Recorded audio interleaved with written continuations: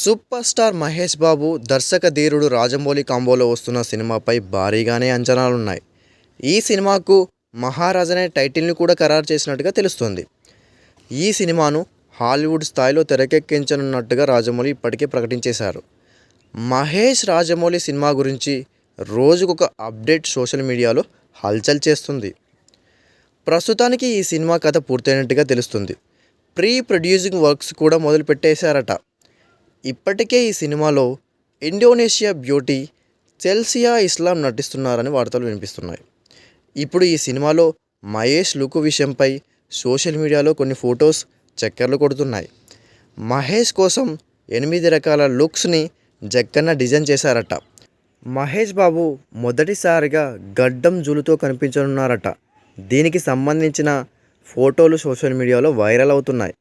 మొదటిసారిగా గడ్డం లుక్లో మహేష్ బాబు కనిపిస్తున్నారని ఫ్యాన్స్ ఫుల్ ఖుషి అవుతున్నారు.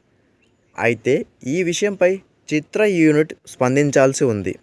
నిజంగా మహేష్ ఈ లుక్లోనే వస్తారా లేదా అనేది తెలియాల్సి ఉంది. అలాగే ఈ సినిమాలో ఒక హాలీవుడ్ హీరోను కూడా తీసుకున్నట్టుగా వార్తలు వినిపిస్తున్నాయి.